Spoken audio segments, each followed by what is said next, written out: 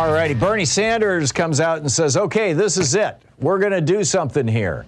Starbucks and Amazon both starting to unionize. Howard Schultz has come back into Starbucks because he's, the great union buster, or at least he thinks he is. I mean, we'll see how this plays out. This was on Monday. Schultz said the Starbucks is being assaulted in many ways by the threat of unionization. Right. And, of course, Jeff Bezos going after the unions over at Amazon.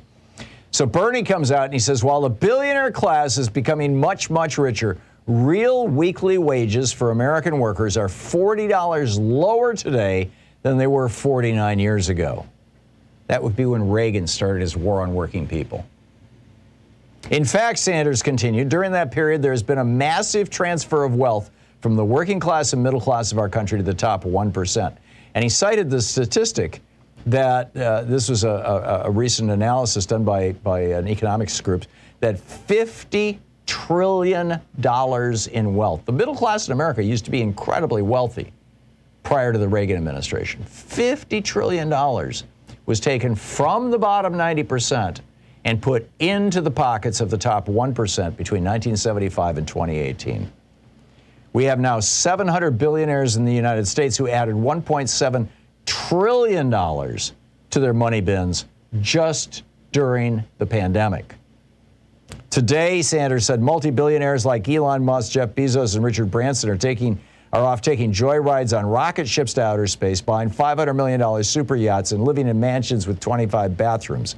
And let's be clear, it's not just income and wealth inequality, it's economic and political power. According to one recent study, the corporate assault on unions over the past decade, I'm quoting here from a piece over at Common Dreams about Bernie, over the past 4 decades has cost the median U.S. worker $3,250 a year. That's just the anti-union activity.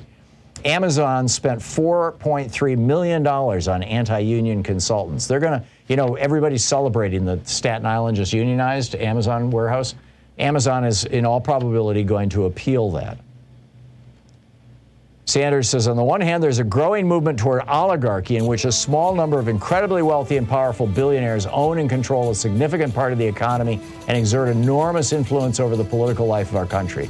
On the other hand, in opposition to oligarchy and corporate greed, there is a movement of working people and young people who, in ever-increasing numbers, are fighting for justice in a way that we have not seen in years.